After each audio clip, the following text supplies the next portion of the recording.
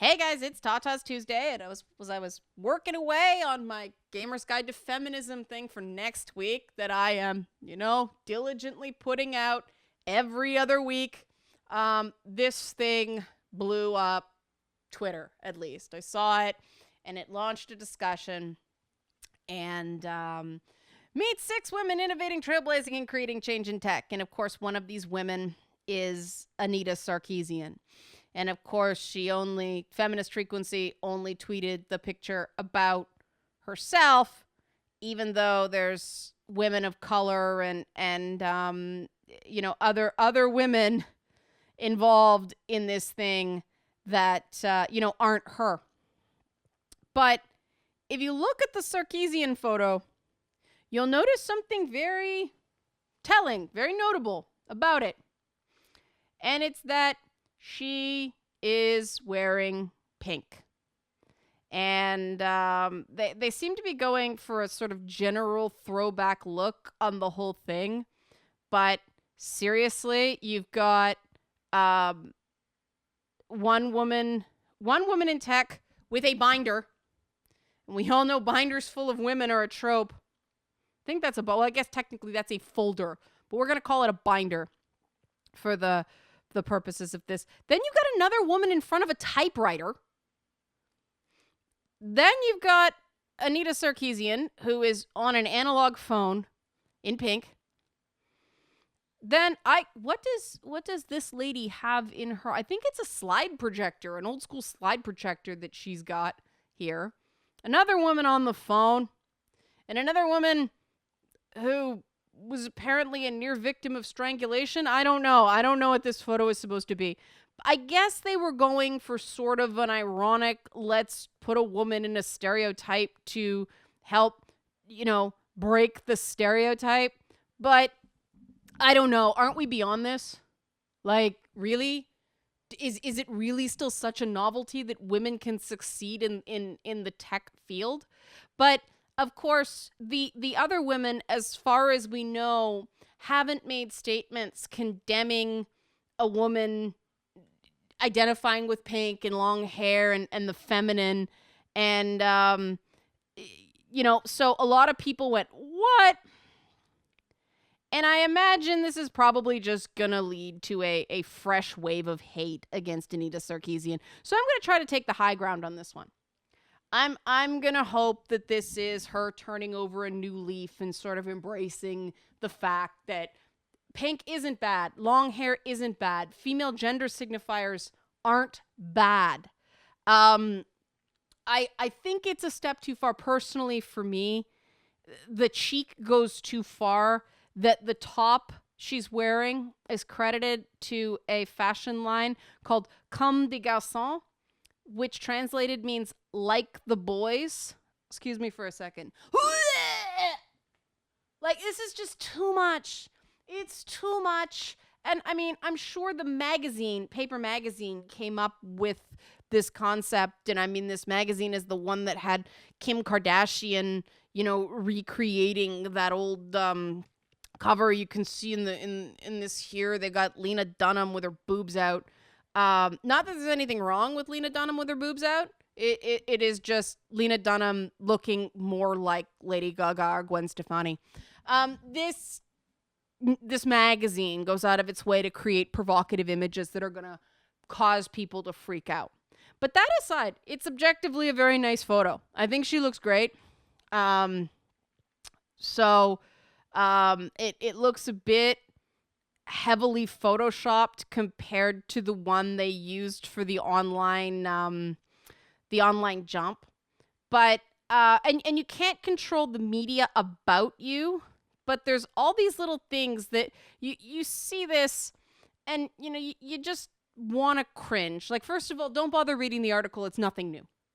It's the same old narrative. It's the same old stuff. It's all about the threats.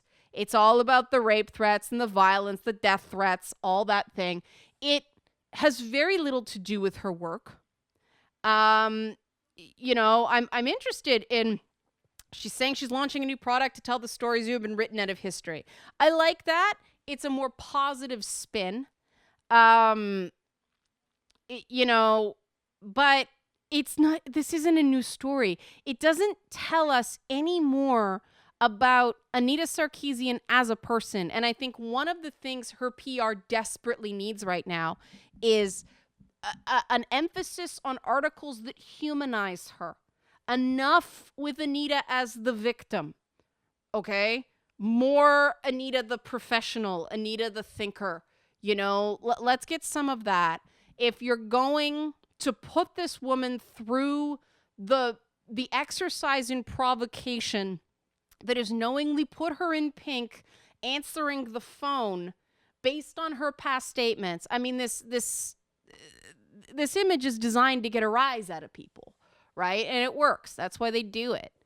But if you're going to do that, we need at this point to start knowing who she is, because there are no new ideas here. Her personal narrative is the strongest thing about her, right? That victim narrative has got to start becoming a survivor narrative, and it hasn't made that adaptation. And she is, this is the crazy thing, she is what people say about her. She is not a subject, she is an object.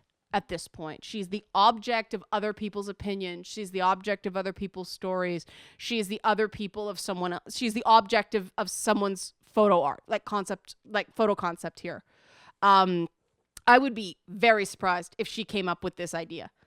And like I said, if this is sort of an indication that she's going in a new direction, amazing. I mean, I think this is a better thing for her. I like the pink hair. I like the pink shirt. I like the feminine Anita. It seems like she's having more fun. This seems to me to be more her. She strikes me as a bags and shoes girl, not a plaid shirt girl. And if this is an indication that Anita is finding her voice, amazing. But I'm not sure that's the case, considering the story is the same old, same old. And, you compare her article to some of the other articles. All the other articles, at least the three I've looked for, are actually about the other women's accomplishments, the organizations they founded, or the things they've made. Whereas the Anita Sarkeesian story, the bulk of it is what's been done to her. That's objectification.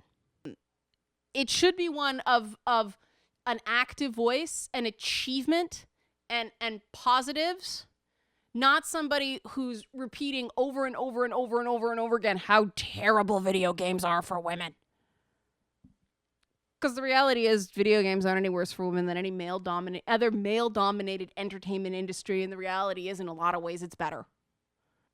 And these are the stories that our ambassadors for women in gaming should be telling the world, not it was horrible and I'm just getting my life back. How does that encourage women to go into video games? And I wouldn't have an issue with this if I actually thought it was a problem, if I actually thought there was a serious, unique issue in video games. The problem is discourse on the internet, not video games. And we're seeing this in politics on both the Democrat and the Republican side. People get vicious when they can be anonymous on the internet. We had the Bernie bro phenomenon that people say they don't exist. They do exist. They did exist. They could have been trolls, whatever, fine. But there were people posing as Bernie Sanders candidates who were going and saying horrible, terrible things to women who, openly supported Hillary Clinton. Not even women who questioned, who said, I don't have a pick, or I don't quite understand why people have this view of Bernie Sanders. That's all it took. Boom, the Bernie bros appeared. I know, guys, I tested it. I deliberately poked the bear to see what would happen. It was a real thing, okay? It was TTBB, time to Bernie bro, measured in freaking minutes. That's calmed down. But we've got the Trump followers who are, overwhelmingly male, overwhelmingly white, overwhelmingly asshole. That was a joke. But This has nothing to do with video games, and we see the exact same thing replicating. These are trolls by another name. Not only do they not define video games or politics or whatever, they don't define the freaking internet. And it's up to these companies that claim to believe in free speech to actually make speech free, to actually minimize the impact of the bad actors so that people that are using these services in good faith can freaking talk. And, you know, I hate having to do this every single time Anita Sarkeesian article comes out or a video comes out. And in this case, I don't even think it's her fault. She didn't write the article. You know, she didn't come up with the concept because, I mean, you know, they've, it's color coded, the backgrounds, all the things kind of, you know, work together. And I'm sure she wasn't the one that decided she was going to be pink. I know why they did it. It was to get people talking. But, you know, hopefully she embraces it. Hopefully she recognizes that, okay, the world decided that pink was going to be our color, and we may not necessarily like that. And we may not necessarily like that because it's a girl color, then boys go, ew, I don't want pink. I don't want pink. Because she looks great. It's a great shot. She looks happy. She looks happy. She looks healthy. It's good. Like, it's a really pretty photo. And, you know, I hope she gets some positive reinforcement. And I know some people are going to be mad because people get mad every time I even remotely compliment Anita Sarkeesian. But guys, this is not a war. This is a debate. Okay? And I'd be a complete hypocrite if I went negative all the time. That's not what it's about. You know, in order to object to many of her ideas, I believe that I must respect her as a person because she has earned my respect by forcing me to confront her ideas. That's the way respect works. Respect is what's left when you don't like someone. This is the way it works. This is what we have to get better at. So I disagree wholeheartedly, but instead of going, she's a hypocrite, you know, how dare she after all this, and the memes exist of those. Like, here's one now. It's already been done, right? Like, the point has already been made, but I think we need to allow people to change. Now, if she comes back and goes right back to the, you know, Miss Pac-Man is bad because pink bow and lipstick, then we got a conflict.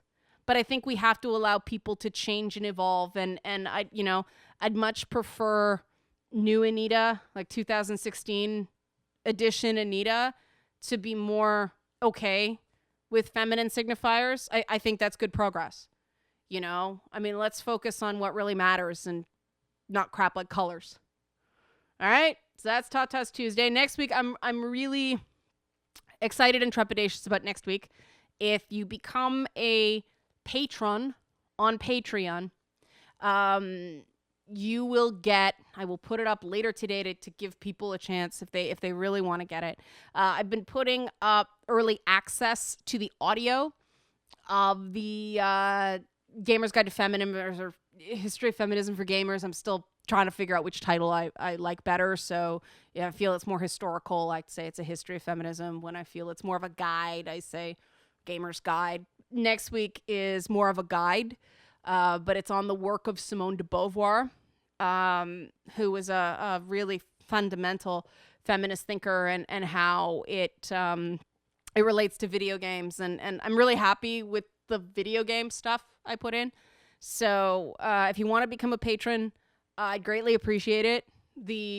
Let me tell you, the equivalent of a semi-predictable monthly paycheck helps a lot in continuing to do this content, because it makes me know that, hey, you know, at the end of the month or at the beginning of the month, I'm going to have a few $100. And so it's like, okay, I can justify a few $100 of work on these endeavors every month.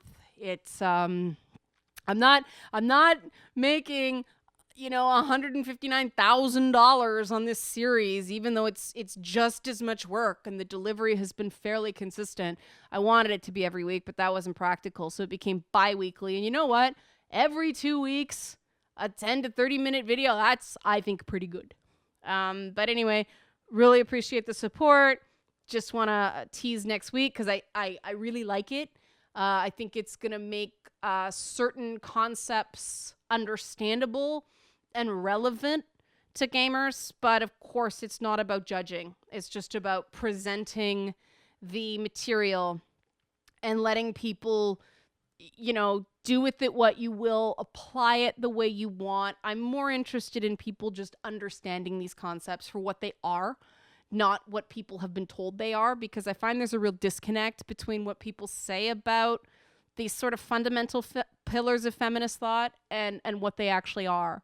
So I don't need people to agree with Simone de Beauvoir, right? I don't agree with her 100%, but I want people to know sort of the core principles of what she was about. And again, I mean, it's impossible to not have respect for the woman. She was so visionary and such a game changer that I think people should at least know who she was and what she did, because she was kind of a quasi household name during the 1970s, but people don't really seem to know her now. So that's up next week. And thanks for listening. Thanks for watching.